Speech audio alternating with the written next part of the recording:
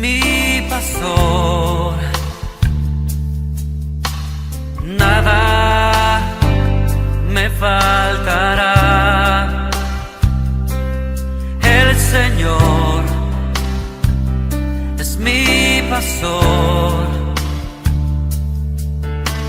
en pastos delicados Él me hará descansar, junto a aguas de reposo me pastoreará, confortará mi alma, me guiará por sendas de justicia, por amor de su nombre.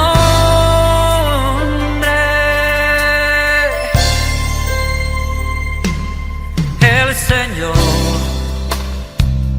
es mi pastor,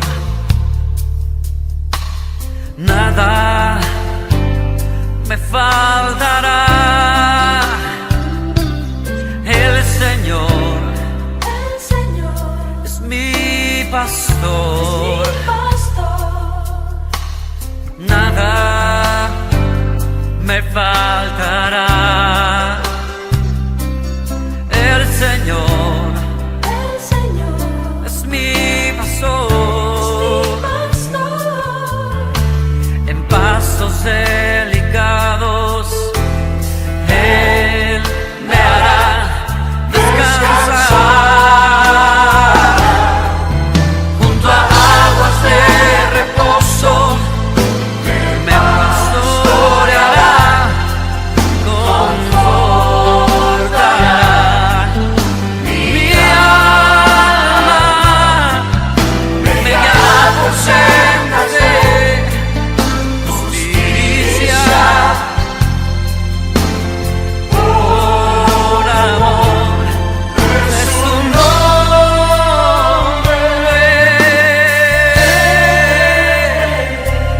El Señor es mi pastor, nada me faltará, nada me faltará, nada me faltará, no, nada me faltará, nada me faltará,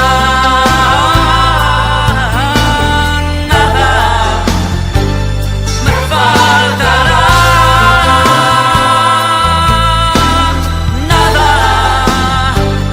me faltará,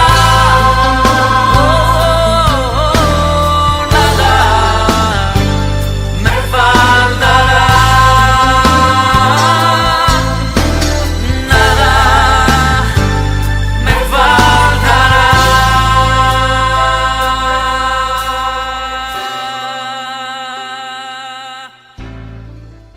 ¿Cómo están, queridos hermanos, querida iglesia? Como el pastor dijo, mi nombre es Robinson y una vez más con ustedes, aunque suene reiterativo, pero para mí es una bendición, un honor estar acá en la iglesia sirviendo al Señor. El tema, el énfasis de este mes es el servicio. Amén. Y el tema lo pueden apreciar en las pantallas, es sirviendo al Señor. Vamos a leer algunos versos bíblicos en Romanos capítulo 6, pero no vamos a leer desde el 12 al 23, sino algunos versos que considero que son los más medulares para nuestro tema. Amén. El capítulo 6 del libro de Romanos, para los que tienen Biblia con título, lleva por título Muertos al pecado, pero luego llegamos al verso 15 del mismo capítulo y el título es Siervos de la Justicia. Amén. Mi propósito el día de hoy, querida iglesia, es explicar el servicio a la justicia, a nuestro Señor, a través de un paralelismo que Pablo va a acentuar acá en estos versículos que vamos a leer. Pablo va a plantear dos extremos de servicio: el servicio al pecado y el servicio a la justicia. Amén. Antes de llegar al servicio a la justicia, a ser servidores de Dios, vamos a plantear primeramente a qué se refiere el apóstol Pablo con servir al pecado. Amén. Amén. Se puede poner en pie si ya encontró la cita bíblica, y en esta oportunidad voy a dar lectura íntegra de los pasajes bíblicos, toda vez que no va en orden. Amén. Romanos capítulo 6, partimos con el verso 12, dice así: no reine pues el pecado en vuestro cuerpo mortal, de modo que lo obedezcáis en sus concupiscencias. El verso 14 dice: porque el pecado no se enseñoreará de vosotros, pues no estáis bajo la ley, sino bajo la gracia. El verso 16 dice, este verso es clave para lo que vamos a hablar, dice: ¿no sabéis que si os sometéis a alguien como esclavo para obedecerles, sois esclavos de aquel a quien obedecéis, sea del pecado para muerte o sea de la obediencia para justicia? Verso 18 dice: y libertados del pecado vinisteis a ser siervos de la justicia. El verso 20 dice, porque cuando erais esclavos del pecado, erais libres acerca de la justicia. 21, pero ¿qué fruto teníais de aquellas cosas de las cuales ahora os avergonzáis? Porque el fin de ellas es muerte. Verso 22, mas ahora que habéis sido librados del pecado y hechos siervos de Dios, tenéis por vuestro fruto la santificación y como fin la vida eterna. Y por último el verso 23, porque la paga del pecado es muerte, mas la dádiva de Dios es vida eterna en Cristo Jesús, Señor nuestro. Amén. Puede tomar asiento, querido hermano. Quiero partir mencionando que Pablo está hablando de dos tipos de servicio en dos polos completamente opuestos. Aquí está el polo norte y aquí está el polo sur. Acá no hay matices ni tintes medios. Pablo está hablando o eres esclavo del pecado para servir al pecado, o eres esclavo de la justicia para servir en obediencia. Pero no parece haber una ausencia de un tinte medio. Pablo está planteando dos caminos completamente opuestos, como lo dice también Apocalipsis: o somos fríos o somos calientes, pero tintes medios como ser tibio, hay un cierto problema en ser tibios. O nosotros somos una llave de la cual fluye, emana agua, y de esta llave no puede salir dos tipos de agua: o es dulce o es salada, pero tintes medios no hay.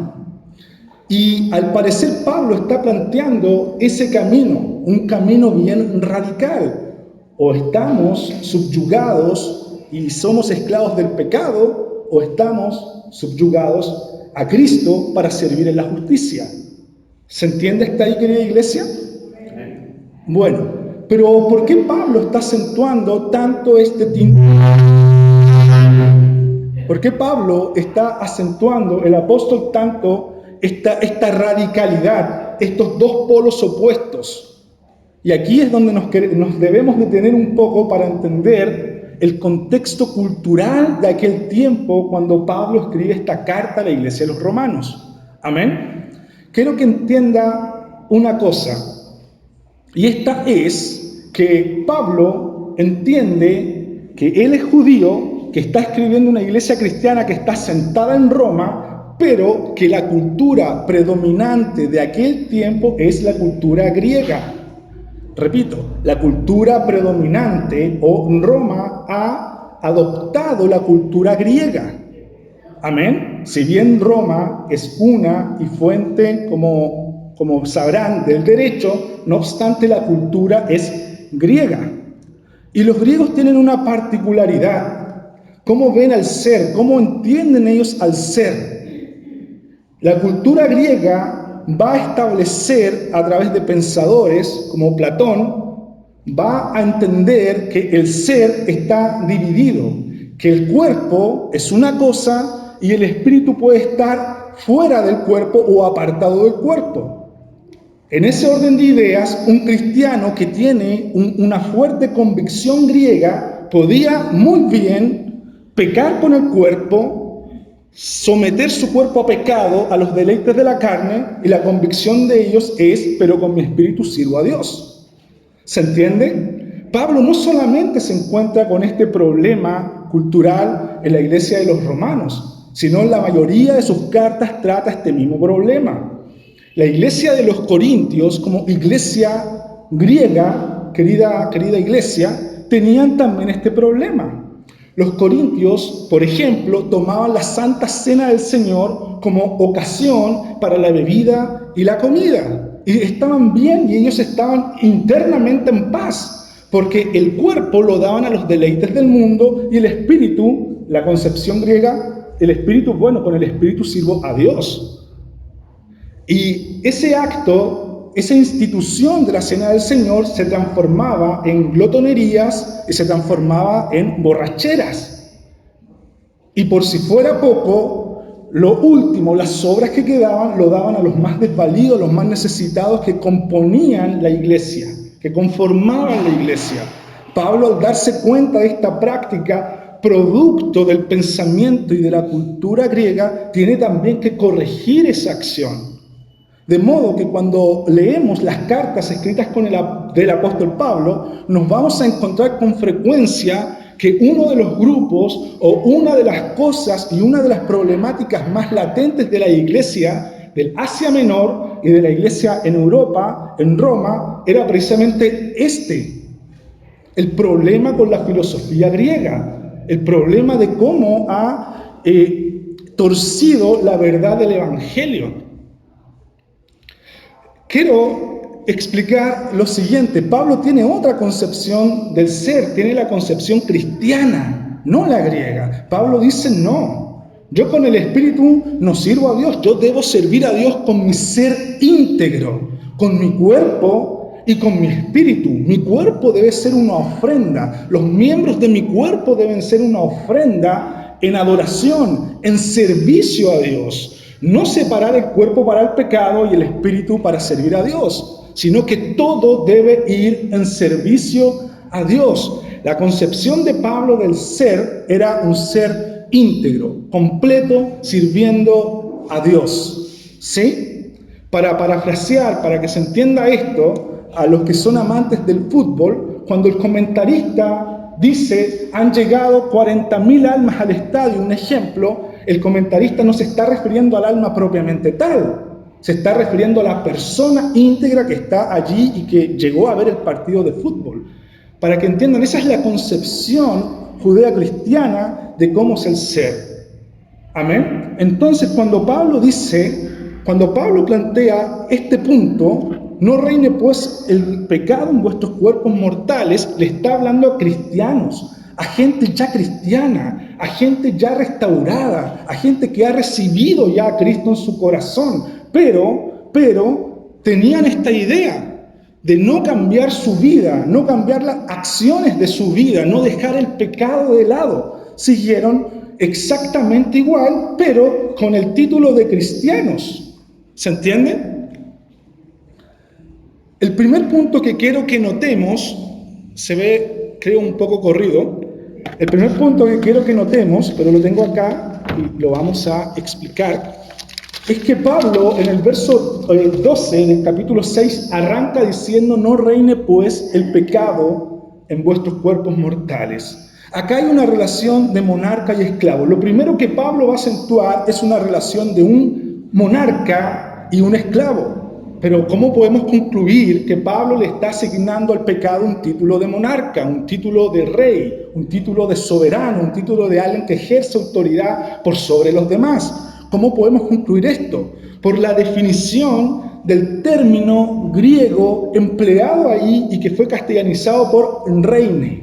El término es basileo, que quiere decir gobernar, reinar, y deriva de basileus, soberano, rey, de donde también deriva basileia, reino. Amén. Entonces, cuando Pablo está usando esta palabra no reine, está considerando que el pecado puede reinar en la vida, que el pecado puede someter al cristiano o puede someter tu vida o mi vida y reducirla a esclavitud. ¿Se entiende hasta acá? Entonces, lo que tenemos que entender de este punto, no avanza, nos quedamos ahí. Bueno, lo que tenemos que entender de este punto, querida iglesia, es que Pablo está haciendo una relación entre un rey, pecado, o le está llamando al pecado rey, o está diciendo que el pecado puede reinar sobre la vida del que está subyugado al pecado, y por el equivalente al que gobierna un esclavo. Así lo consagra el verso 16 de los versos ya leídos del capítulo 6. ¿No sabéis que si os sometéis a alguien como a esclavos para obedecerle, sois esclavos de aquel a quien obedecéis, sea del pecado para muerte o sea de la obediencia para justicia? Si tenemos un rey por un lado, tenemos un esclavo por otro lado. Si tenemos un rey por un lado, tenemos un súbdito, un vasallo, un servidor por otro lado. ¿Se entiende, querida iglesia? Amén. Características del monarca. ¿Qué tenemos que saber y entender a buenas y primeras de lo que era un monarca en los tiempos de Pablo, e inclusive hasta la Edad Media, hasta el cese de la Edad Media? E inclusive hasta cuando caiga la figura monárquica. Lo primero que tenemos que entender que el monarca ejerce la autoridad máxima. Cuando yo hablo de monarca, me estoy refiriendo a uno que ejerce la autoridad máxima, y este era el rey. Amén. El monarca es una persona que ejerce la autoridad máxima, y este era el rey. Lo primero que tenemos que entender es que un rey ejerce la autoridad máxima. Lo segundo que debemos entender es que el monarca, el rey, tiene derechos sobre los demás. Sobre los demás. Tercero, se le debe obedecer porque me puede ejecutar. Si yo no rendía obediencia al rey, era acusado de delito de alta traición. Mi vida corre riesgo. Por lo tanto, debía obedecer, debía servirle a una costa, sabiendo que si no lo obedezco voy a ir a parar a un calabozo o puedo ser ejecutado. Así de agresiva era la figura, querida iglesia, del monarca. Pero si por un lado, como dijimos, tenemos al monarca, por el otro lado tenemos al esclavo. ¿Y cuáles eran las características del esclavo en los tiempos de Pablo, e inclusive hasta que se abolió la esclavitud? Hace muy poco, hace un par de siglos atrás, el esclavo era considerado un bien, una cosa que yo puedo transar, que yo puedo vender. Tú podías ir al mercado en el pasado y decir, voy a ir a comprar unos esclavos para que trabajen en mis campos. Era considerado una cosa, nótese eso, era considerado un bien transable.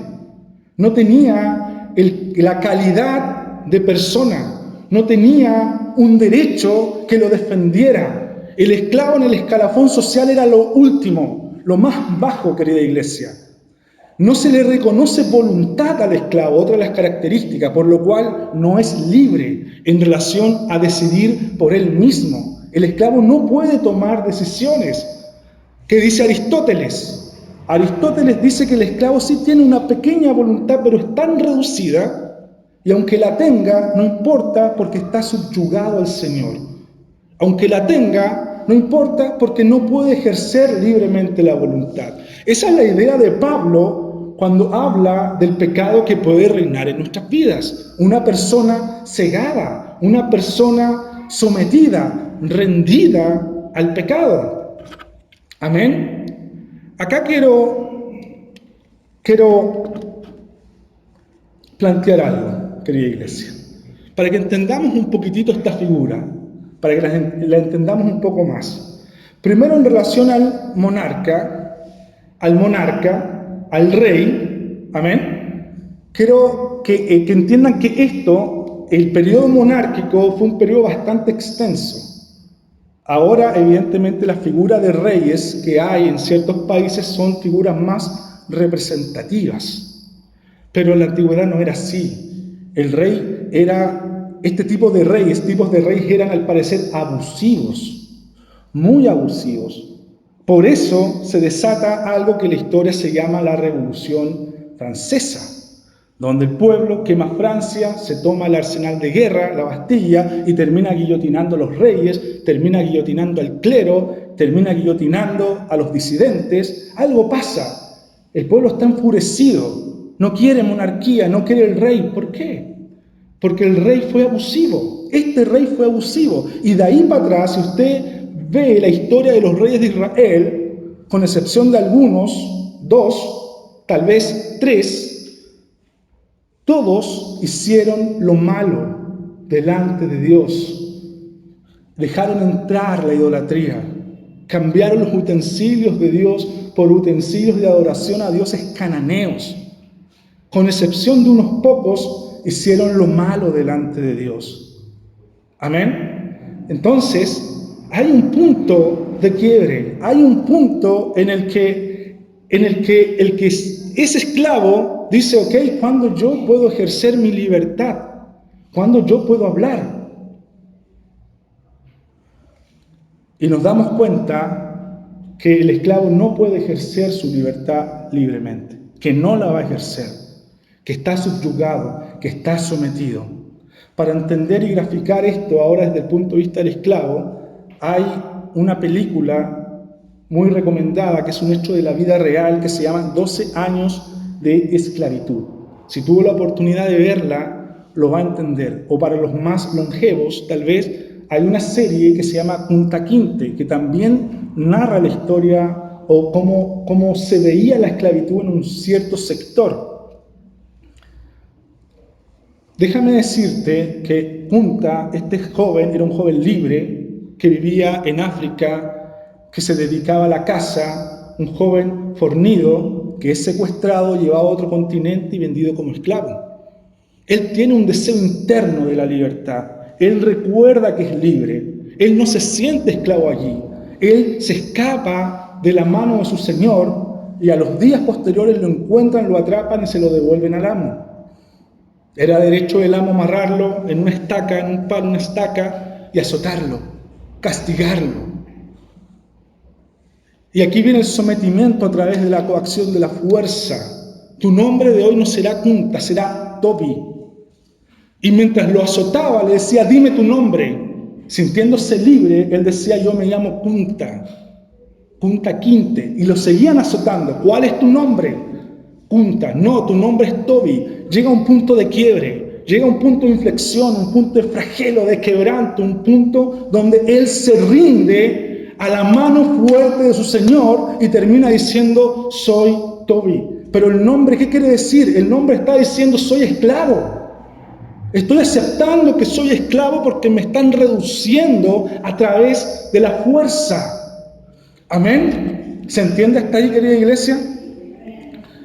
Pero Pablo tiene esta figura, querida iglesia, esta figura de un monarca maligno llamado pecado, que te somete. ¿Se entiende? Tiene esa figura, esa es la figura propia de aquellos tiempos. Si bien las monarquías usaban la figura del rey, Roma usaba la figura del Kaiser, la figura del Señor, la figura del emperador. Y el emperador no era muy diferente al abuso del monarca, porque los cristianos eran perseguidos, eran torturados, eran quemados, depende del periodo histórico. Pero, ¿por qué el esclavo, y aquí quiero que entienda esto, por qué el esclavo no puede ejercer libremente su voluntad? El esclavo del pecado no puede ejercer libremente su voluntad. La obediencia acá, que el esclavo, que el pecador obedezca al pecado, no tiene que ver con una decisión libre del pecador. No tiene que ver con, hoy día voy a dar mi cuerpo al deleite del pecado. Hoy día, ¿saben qué, iglesia? Voy a ir a pecar. Saliendo de acá, me voy a ir a pecar. No tiene que ver con un acto voluntario. No tiene que ver, no es una cuestión de voluntad acá. Es una cuestión de esclavitud. ¿Se entiende? Él está reducido a obediencia porque lo han reducido a esclavitud, a través de algo que Pablo llama deseos. Deseos. La necesidad tiene cara de hereje, un dicho muy popular, para que entendamos por qué no es un acto voluntario. La necesidad tiene cara de hereje. Quiero graficar esto y quiero que me sigan en esta historia. Imagínense, yo pongo un vaso de agua acá, y ustedes ven que este vaso de agua tiene mal olor. Se siente el olor hasta atrás. Es pestilente, está turbia. Hay algunos mosquitos tal vez muertos. Y yo les hago el ofrecimiento, el que tenga sed, tome y beba este vaso. ¿Qué pensarían a buenas y primeras, querida iglesia? Robinson está loco. Como nadie en su sano juicio bebería de ese vaso contaminado. Es así. Me espero, pido permiso, salgo al baño, llego a mi casa y bebo agua limpia. Amén. Pero la necesidad tiene cara de hereje. Quiero cambiar el escenario. Este mismo vaso de agua, maloliente, putrefacta, contaminada, está en el desierto. Y tú llevas muchos días perdido en el desierto. Llegas al momento del colapso de tu cuerpo. Estás experimentando una hipertermia, un extremo calor que te genera una extrema sed, una anadipsia, extrema sed.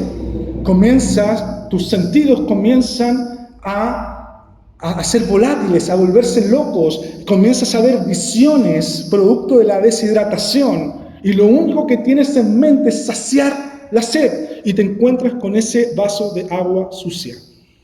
Ahora la pregunta es, ¿qué harías? ¿Lo beberías? ¿Quién dijo sí?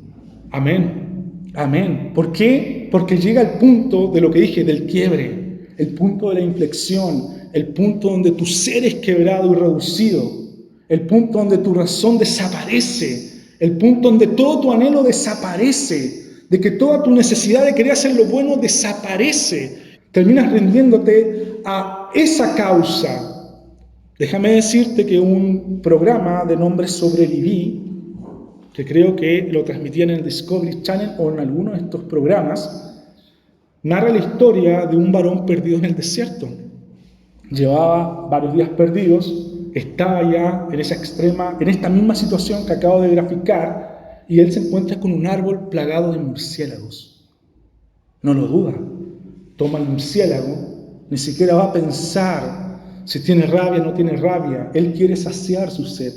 Lo muerde y comienza a beber la sangre del murciélago. Después los especialistas decían que él salvó su vida porque la sangre del murciélago contiene plasma que lo hidrató. Y tuvo ese tiempo que él necesitaba para que fuera encontrado y poder salvarse. ¿Qué te quiero decir? Que cuando tú estás experimentando una necesidad que quiebra tu ser, esa necesidad tiene cara de herejía o tiene cara de hereje. Ahora, ¿el pecado puede lograr eso? ¿El pecado lograba eso? Esa es la pregunta que te quiero hacer. ¿El pecado lograba eso? ¿Reducirte a la miseria? ¿Reducirte a ese punto de inflexión? ¿Reducirte a ese punto de ceguera? ¿Reducirte a ese punto donde tu cuerpo comienza a tiritar porque dependes de practicar ese pecado para saciar ese deseo de la carne? Sí. Por eso la Escritura señala el pecado en las obras de la carne como un apetito desordenado, un apetito, algo que te genera hambre, algo que te genera sed, algo que tú quieres saciar, algo que se quiere saciar. Y Pablo tiene esto en mente cuando pone estas dos grandes líneas. O eres esclavo del pecado por la fuerza reducido, tu vida es reducida, o aceptas el señorío de Cristo y sirves a otro señor, a un señor más grande, un señor mayor. Esa es la idea de Pablo cuando te presenta estas dos caras, estos dos servicios. O sirves al pecado, con todo lo que acabamos de entender del monarca que te reduce por la fuerza, de que tu voluntad no es libre, porque no es una cuestión de voluntad, es una cuestión de deseo al pecado, y donde quedas ahí sumergido. ¿Qué es lo que es deseos? Y quiero ser enfático en esto, querida iglesia. Según el Strong al griego, el término, cuando Pablo habla de no obedezcáis, dice el verso 12, dice, no reine pues el pecado en vuestros cuerpos mortales, de modo que lo obedezcáis en su concupiscencia, en sus deseos. El término deseo, el término que aparece allí, lo voy a buscar en una interlineal al griego, es epitsumia, y específicamente por lo prohibido. Deriva del término epitsumeo, y esto es con derecho o de otra manera. Y ahí quiero que se centren, con derecho o de otra manera. ¿Por qué? ¿Recuerdan la predicación del pastor? ¿Un deseo santo? Amén. Eso es con derecho, con un legítimo derecho. Por eso es la misma intensidad. Está planteando acá el deseo, Pablo. El deseo tiene intensidad. Genera una intensidad muy fuerte. Que si es con derecho, estás en el camino justo de la justicia. Pero si es de otra manera, es prohibido. No está reconocido. Estás condenado. ¿Se entiende? Por favor, quiero que noten eso. Quiero que noten ese significado. Ese deseo puede ser con derecho, cuando es un deseo legítimo, o prohibido. Y aquí quiero citar, para ejemplificar esto, a los nicolaitas. Amén. Ya lo había hablado con mi querido hermano Lorenzo. Amén. Se me olvidan los nombres. Yo puedo preguntar el nombre 20, 30, 40 veces, querida iglesia. Mi hermano Lorenzo predicó caminando bajo el pacto. Amén. Y citó, espero se recuerden, Apocalipsis. Y leyó el mensaje de la iglesia a Éfeso. Y citó a los nicolaitas. Amén. Amén.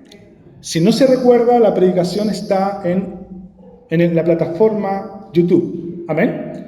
Para que la vea. Y nos habló de los nicolaitas. ¿Sí? Amén. Con el permiso de mi hermano Lorenzo, esto lo conversé previamente, me dice Robinson, dale nomás. Ahora traigo una interpretación que le da intelectuales judíos, rabinos judíos, de qué es nicolaitas. Para ciertos intelectuales judíos, nicolaitas era un hebraísmo. Una de las posturas ya bien la ejemplificó mi hermano Lorenzo, que eran los seguidores de San Nicolás, un diácono que aparentemente se había retirado del camino de Dios y había seguido un camino de herejía, había levantado su propia secta y los seguidores de ellos se les llamó nicolaitas. Amén. Otra postura sugiere que nicolaitas era un hebraísmo, es como decir un chilenismo, es como decir al tiro, ven rápido, ven a la velocidad del tiro, del disparo, bien rápido. Cuando el patrón en la colonia, son los términos utilizados, pegaba el tiro al aire a señal de que debíamos cesar nuestras obras e ir a comer enseguida. Pero se entiende con algo rápido, a la velocidad del tiro, al tiro, ven rápido. Eso es un chilenismo. Y se ha creído, se ha explicado por ciertos intelectuales judíos esta palabra, nicolaitas, que quiere, a la luz de ellos, es un hebraísmo que quiere decir cosa prohibida. Cosa prohibida, que se daban en tres aspectos. Ahí estamos hablando, recuerden, del deseo de otra manera, por lo prohibido, cosa prohibida, que se dan en tres aspectos. Hacer cosa prohibida, ejecutar el pecado propiamente tal, decir cosa prohibida con ventilleo, chisme, juicio, amén, o comer cosa prohibida, exceso de comidas, alcohol, etcétera, etcétera, etcétera, drogas, introducir, dañar el templo, amén. Y la señal de esta interpretación es lo que dice el mensaje de la iglesia de Éfeso. Termina diciendo, el que venciere le daré de comer del árbol que está en medio del huerto. O sea, algo permitido, algo de derecho, algo que yo les ofrezco. Un deseo que es conforme al derecho, conforme a la justicia. Amén. ¿Se entiende hasta ahí, querida iglesia? Por favor, quiero que entiendan esto, que ese deseo, si está inclinado al mal, se llama pecado, y si está inclinado al bien, se llama justicia. Amén. Si está inclinado al mal, se llama obediencia y servicio al pecado. Si está inclinado al bien, se llama justicia, obediencia y servicio a Dios a través de su justicia. Amén. ¿Y por qué fui enfático en eso? Por lo que viene ahora. Ahora vamos a pasar a la otra parte, al otro polo. Ya entendimos el primer polo, la vida sin Cristo, o cristianos que no han sido transformados, o cristianos que son cristianos de título, llevan el título de cristianos. Amén. Esa era la realidad de las iglesias que pastoreaba el apóstol Pablo. Entonces, verso 19 dice algo que nos va a arrojar luz en el término deseo, si es con derecho o es prohibido, si es con derecho o contra derecho, si es con derecho o de otra manera. El verso 19 del capítulo 6 nos dice, hablo como humano por vuestra humana debilidad, que así como para iniquidad, nótese eso, que así como para iniquidad presentáis vuestros miembros para servir a la inmundicia y a la iniquidad, así ahora para servir para la santificación, presentad vuestros miembros para servir a la justicia. Pero nótese esto, dijimos que deseo, ese ímpetu, eso que me impulsa a, puede ser prohibido o conforme a derecho. Ahora Pablo me va a plantear la otra cara de la moneda. Ahora Pablo me está sugiriendo que puede ser en favor o con derecho, ese mismo deseo. Por eso Pablo utiliza el término que así como, con ese ímpetu, con esa fuerza, con esa entrega, con ese quebranto, que hacías el pecado, que sometías tus miembros, tu cuerpo, tu ser, para rendirlo al pecado y dejabas que el pecado sea tu Señor. Ahora así, mire, escuche, de la misma fuerza, con el mismo ímpetu, con la misma necesidad de quebranto, con lo mismo, tienes que servir a la justicia. ¡Wow! Plantea una equivalencia, querido hermano. Plantea dos señores. Ahora viene nuestro monarca, viene nuestro rey justo, Jesús. Amén. Amén. Pero ya él viene hablando primero del monarca pecado. Y cómo por la fuerza te reduce, te quiebra, te quebranta. Pero ahora aparece Pablo, le está dando la entrada a Dios. Y a nuestro monarca, al rey de reyes, al señor de señores. A Jesús. Amén. Pero Pablo está usando el término deseo, como lo explicamos, con derecho, ese deseo, ese ímpetu, esa fuerza, con derecho para servir a Jesús.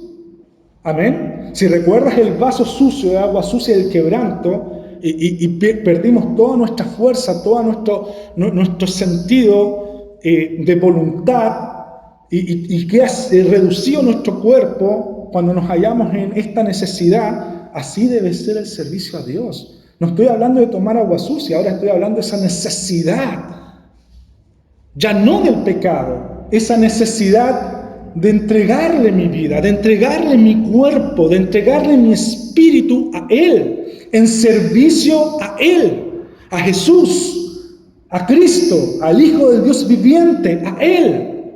¿Se entiende hasta acá, querida iglesia? ¿Sí? Amén. Erais libre, Pablo plantea, de la misma manera debemos servir. Pero Pablo también va a decir en el verso, por favor, en el verso 20, dice, porque cuando erais esclavos del pecado, o sea, reducido por este monarca al punto del flagelo, del quebranto, de la ceguera, erais libres acerca de la justicia. No teníais relación con Cristo. Pero ahora estando con Cristo, no tienes relación con el pecado. Eso está planteando el apóstol Pablo. Ahora eres libre del pecado. Pero si soy libre del pecado, ¿esclavo de quién soy? ¿Puedes concluir? ¿De quién soy esclavo ahora? De Cristo. Eso está planteando, la esclavitud tiene una equivalencia. O eres esclavo del pecado, como lo leímos en el verso 16, o eres esclavo de Cristo. Pero tintes medios no hay. No hay tintes medios. Entonces ahora ya no somos esclavos del pecado, no somos libres en relación de la justicia, ahora somos libres en relación del pecado, pero somos esclavos de la justicia para servir a nuestro Señor. Amén. Para rendir nuestra vida en servicio. Ya no somos libres acerca de la justicia. ¿Por qué no somos libres? Porque somos esclavos del Señor. Amén. Pero esta esclavitud no la debemos entender como la plantea el Pablo con el primer monarca, sometido por la fuerza, como lo planteamos en la historia de Kunta Kinte. Te voy a dar de latigazos hasta que entiendas que eres esclavo.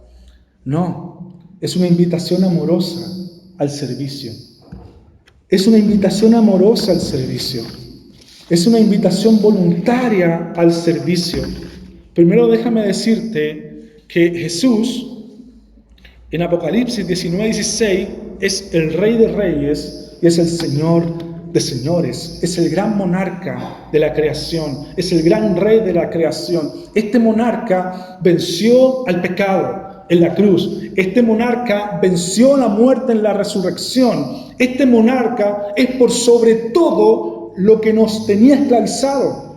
Si el pecado nos tenía esclavizado, este monarca es superior a ese Señor que en algún tiempo de nuestra vida nos esclavizó. ¿Se entiende? Pablo termina coronando esta enseñanza en el capítulo 7, querida iglesia, en el verso 25. Gracias doy a Dios por Cristo Jesús, Señor nuestro.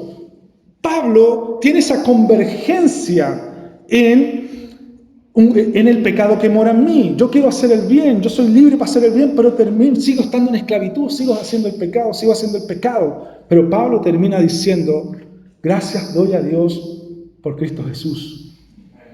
Él me libra del Señor del pecado, o Él me libra de la ley del pecado. Él me libra de este monarca. Él es nuestro Rey, Él es el que venció para darnos libertad en relación con el pecado. Pero no libertad para pecar, sino para servir a la justicia. Amén. Ahora, cuando Jesús se vuelve nuestro Señor, ahora Jesús se va a volver nuestro Señor. Pero como bien dije, el pecado me somete a través de mis concupiscencias. Pero mi Señor me hace libre del pecado. Y nótese, dije que era una invitación amorosa a servirle voluntariamente. Y en las parábolas, cuando Cristo habla del servicio, nos podemos dar cuenta que Cristo, que este monarca, que este Señor, no es tiránico. No es que haga una ley y te obligo a ti, pero yo estoy fuera de eso. Cristo, entienda esto, Cristo es el ejemplo viviente de servicio. Cristo fue consecuente en lo que Él enseñaba y lo que Él hacía. ¿Se entiende? Porque un tirano, un rey tirano, sería aquel que dice, quiero que hagas esto, pero el rey no lo hace. Eso es tiranía. Pero un rey consecuente es aquel que dice, haz esto porque yo lo estoy haciendo, porque yo lo estoy viviendo, porque forma parte de mi esencia, de mi naturaleza. Amén. Este es el Señor que dice, había un padre de familia que tenía 2 hijos y a uno le dice, ve y trabaja en mi viña. Y le dice, iré, o no quiero ir, dice el relato bíblico. No quiero ir.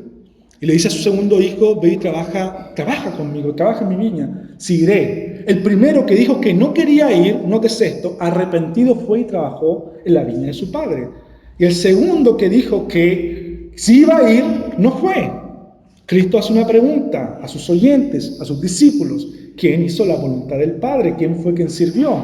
¿El que dijo de palabra que lo iba a hacer o el que lo hizo con la acción? Y la respuesta es el que lo hizo con la acción. Pero usted debe notar algo, que el Padre le hizo la invitación amorosa. No la imposición a trabajar en la viña, sino la invitación amorosa. Y así es nuestro Señor, así es nuestro Rey. El Rey nos pone su yugo, que es fácil y de ligera carga, de forma amorosa. De forma amorosa, Él te hace la invitación: venid a mí, los que estáis cansados, los que estáis trabajados, vengan a mí, beban gratuitamente, sacien su vida, sacien su hambre con agua de vida. Ahora déjenme que les pastoree, dice el Señor, poner mi yugo sobre ustedes para guiarles. Pero esto implica que ahora yo soy esclavo. ¿De quién? De Jesús. Pero amorosamente se da cuenta el contraste entre un monarca, pecado, y nuestro gran Rey de reyes y Señor de señores. Amén. Mi vida le pertenece a Él. Y nótese, mi vida, a la luz de lo que Pablo está entendiendo, de lo que Pablo está enseñando, no es un departamento, no es, como bien lo dije al principio, no es que con mi espíritu nomás sirvo a Dios, pero a mi cuerpo lo doy al pecado. No, todos los miembros de mi ser, manos, pies, todo lo que yo soy, todo lo que me rodea, todo con lo que me vinculo, le pertenece a Él, al Señor. No hay departamentos aislados. Señor, gobiernan todas las áreas de mi vida, pero acá no, Señor, acá no. Acá déjame seguir siendo el amo, Señor. No, esa no es la idea. La esclavitud amorosa, la rendición voluntaria y amorosa para llevar el signo distintivo del Señor, que es el servicio, que es el yugo para servir, para ser guiados y servir, tiene que ver con una rendición total, tiene que ver con una entrega total, tiene que ver con un cristianismo constante, no pausado, querida iglesia, no un día sí, otro día no. Tiene que ver con una disposición de corazón, no de decir que ahí voy a estar, sino de estar, de hacer. Amén. ¿Deseas servir a Jesús? Servir en la justicia es servir a Jesús. Servir en todo lo que Él sirvió. Somos servidores por excelencia. La pregunta que nace acá y que les quiero hacer en este día es: ¿cómo sirvió o cómo servía Jesús para servir como Él? Yo quiero servir como Jesús. Jesús es mi modelo a seguir. Pero ¿cómo servía Jesús en los días de su ministerio, en los días de su obra? Bueno, los evangelios, tenemos 4 evangelios que nos enseñan qué era lo que hacía Jesús en los días de su ministerio. Jesús servía a sus apóstoles, servía a su comunidad, servía a las mujeres, enseñanza, acogimiento, amor, comprensión, cariño mutuo, alimentación, lavando los pies, sirviendo el pan, sirviendo el vino. ¿Cómo servía Jesús? Tenemos muchos ejemplos de servicio, querida iglesia. Pregunta: ¿quieres servir como Jesús servía en los días de su ministerio? Amén. ¿Quién dice amén? Yo quiero servir, yo quiero ser como Jesús. Quiero citar a Santiago. Santiago va a hablar de la fe, pero no de la fe del creer propio, sino de una fe que se llama fe relacional, con la fe que se relaciona en comunidad. Y Santiago va a decirme: muéstrame tus obras y te diré si tienes fe. Estoy parafraseando. Porque la fe sin obra es fe muerta. No se refiere al creer en Dios. Acá todos creemos en Dios. Se refiere a la fe relacional, se refiere al servicio relacional. Porque si tú ves a tu hermano que tiene necesidad y le dices Dios te bendiga y lo despachas sin haber provisto, pudiendo hacerlo, entonces ya no tienes fe relacional. Entonces ya no estás sirviendo. Eso está diciendo Santiago. De modo que Santiago está diciendo esto: yo puedo ver si tú tienes fe relacional, si tú estás sirviendo, si tienes obra. Y cuando yo vea tus obras, entonces podré reconocer que tú tienes fe relacional, que tú estás sirviendo. Amén. La pregunta que quiero hacer para que meditemos es esta. Muéstrame tu servicio y te diré cuán Señor es Jesús de tu vida. Robinson, muéstrame tu servicio y te diré cuán Jesús es Señor de mi vida. Si está gobernando mi vida o si tengo departamentos aislados. Somos servidores por excelencia. El servicio es parte del cristianismo. No existe cristianismo sin servicio. Olvídese de eso. Es un mal concepto. No hay cristianismo sin servicio. Cristianismo es servicio. Cristianismo es dar mi vida por mi prójimo. Es dar mi vida en servicio a los demás. Eso es cristianismo. Cristianismo no es título dominical. No es el título del día domingo. Cristianismo es servir. Por eso somos servidores por excelencia, es parte de la naturaleza del cristiano. Entonces, si puedo ver tu servicio, puedo ver cuán cristiano eres o cuánto Jesús es Señor de tu vida. Esa es una pregunta para que meditemos, querida iglesia.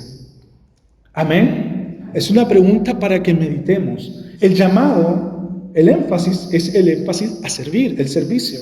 El llamado de esta palabra es el llamado amoroso al servicio, a entender que tenemos un Señor amoroso, que de forma amorosa, amable, comprensiva, compasiva, misericordiosa, me dice, sirve, sirve. Un Señor que fue consecuente en lo que habló, en sus palabras y en su acción, servicio. Jesús hablaba de servicio y Jesús servía. Iglesia, querida iglesia, entienda una cosa. ¿Puedo poner un ejemplo gráfico que solo si me permiten, que cuando yo pasé por acá, para mí fue un masazo, querida iglesia.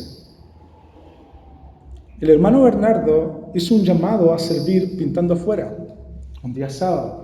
Amén. Para mí fue un masazo. Yo venía de vuelta a hacer compras, miré y vi a mi hermano Bernardo solo, pintando. Quedé preocupado, quedé mal, pero también fue un tirón de oreja para mí primeramente. Para mí. ¿Por qué? Porque en el poder del acuerdo perfectamente pudo haber dejado tiempo. Es que tenía que trabajar, amén, pero luego de eso podía haber venido. Y para vergüenza mía, lo digo frente a ustedes, no lo hice. No lo hice. Y 2 días, un día creo que lo vi acompañado y otro día lo vi solo. Querida iglesia, el llamado es a servir, a ser imitadores de Cristo. Sirvamos al Señor. Amén. Dios les bendiga, querido pueblo, querida iglesia. Amén.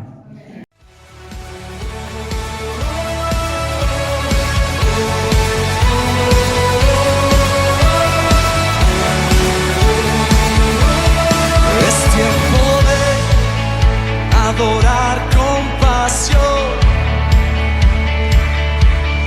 Es tiempo de tu justicia fluir. Es tiempo de adorar con pasión.